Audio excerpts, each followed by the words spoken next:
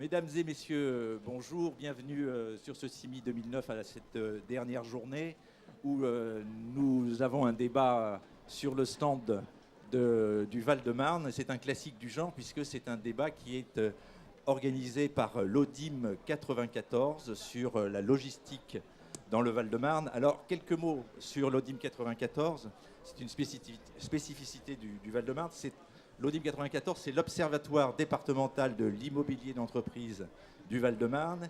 Et c'est un organisme qui a été créé à l'initiative du Conseil général du Val-de-Marne, de la CCIP Val-de-Marne et de la direction départementale de l'équipement. Cet observatoire a pour objectif d'améliorer la connaissance du marché de l'immobilier d'entreprise, faire des études, des synthèses et donner les tendances du marché. Alors aujourd'hui, nous allons parler d'un aspect très spécifique de l'immobilier d'entreprise, puisque c'est la logistique dans le Val-de-Marne, avec trois invités de marque qui ont bien voulu répondre à notre invitation. Daniel Autier, qui est le directeur du port autonome de Bonneuil-sur-Marne. Daniel Davis, le vice-président du Conseil général en charge des transports et également maire de Choisy-le-Roi. Et Jean-Louis Fossel, le président du directoire de Sogaris. Un mot sur la filière transport logistique dans le Val-de-Marne. Sur les chiffres qui m'ont été donnés, elle représente actuellement 22 000 emplois salariés, soit plus de 12% de la filière régionale. Et le transport de marchandises concentre 57% des emplois de la filière et les services aéroportuaires 17%. Alors, j'ai une première question à vous poser à tous les trois, savoir est-ce que le département du Val-de-Marne est a priori attractif sur l'ensemble du segment de la filière logistique? Je vais peut-être passer la parole à M. Fossel en premier. Historiquement, c'est forcément un département attractif puisque je dirais que la première grande plateforme logistique qui a été créée en France, et certainement en Europe, c'est Sogaris. Et elle a été créée dans le Val-de-Marne. Donc il y a une vraie tradition de logistique qui existe dans ce département depuis, pas toujours, mais depuis maintenant de très très nombreuses années. Et ça a été forcément très très fortement accentué, notamment avec l'arrivée du marché d'intérêt national qui est arrivé après Sogaris, à la fin des années 60. Et puis bien sûr avec les activités portuaires, par exemple du port de Bonneuil, mais il y a bien d'autres exemples qui se sont développés partout dans le Val-de-Marne.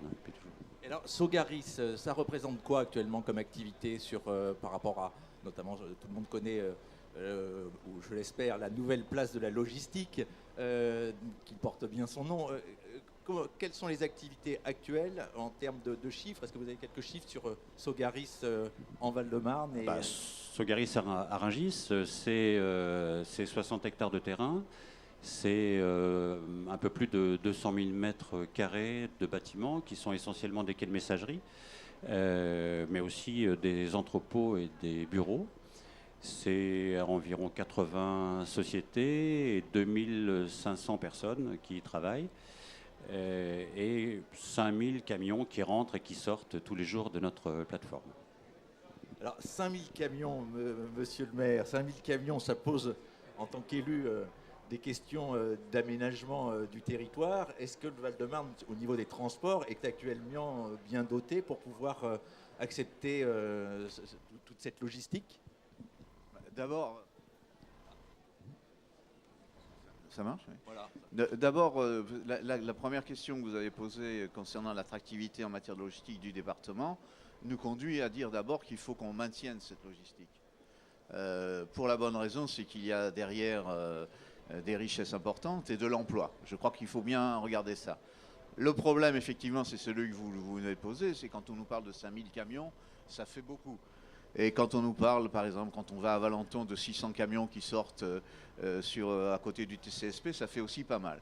Et puis, il y a d'autres endroits où les choses sont assez compliquées. Et notamment, avec nos amis, je crois, nous travaillons beaucoup sur les questions de traversée de Seine, pour aller d'est en ouest, parce que notre département manque de traversée de Seine.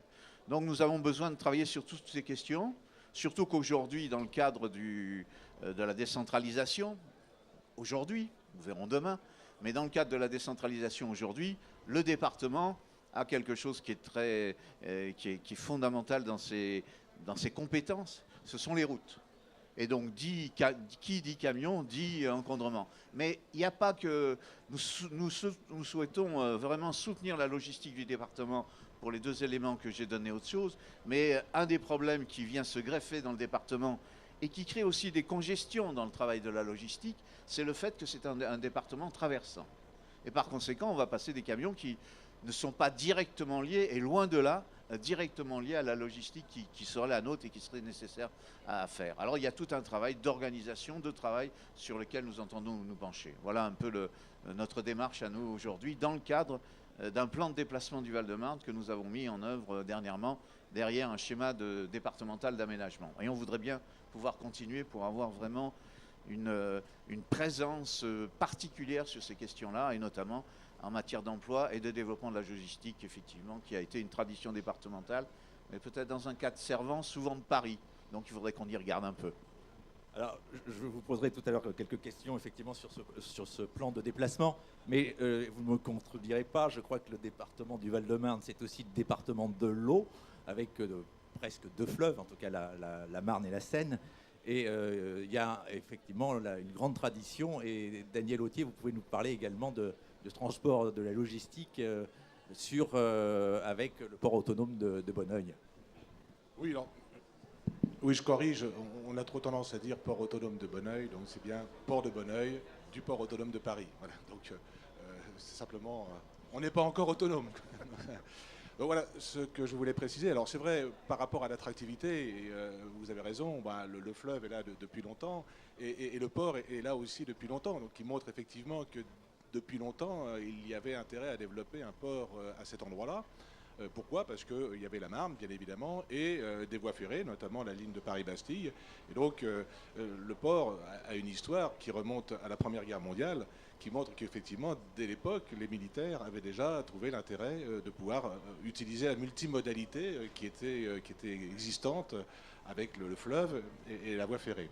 Donc, bien évidemment, le port de Paris a développé une plateforme à cet endroit-là, et bénéficie à plein de fait de ces deux modes de transport, hein, même si en matière fluviale, il y a toujours un petit handicap de la traversée de Paris, puisque la plupart des convois viennent quand même de l'aval et donc remontent et traversent Paris. Donc on a un peu ce handicap, mais on a quand même une infrastructure de transport qui est tout à fait remarquable, qui est loin d'être saturée, ce qui n'est pas le cas d'autres modes de transport. Donc on peut encore faire passer du fret sur la voie d'eau. Il y a les développements que tout le monde connaît avec Seine-Nord qui est programmé aussi et qui devrait ouvrir d'autant plus le bassin d'Île-de-France donc à d'autres trafics. Donc là, il y a effectivement un atout considérable. Et bon, modestement, il faut reconnaître que le port aujourd'hui a atteint une certaine maturité. On est un peu contraint dans l'espace aujourd'hui que nous avons. On cherche à optimiser au maximum cet espace. Et donc, il y a encore des réserves et des potentiels de développement qui sont importants. Mais effectivement, pour rebondir sur l'aspect routier, c'est aujourd'hui la grande difficulté, le grand problème. Plus on cherchera à développer, comme le souhaite le Grenelle de l'environnement, le report modal, plus de fait on va augmenter la pression de la route localement, hein, principalement aux entrées et aux sorties du port, parce que bon, aujourd'hui encore, les marchandises transitent obligatoirement par la route, ne serait-ce que pour faire la distribution finale. Et donc, on a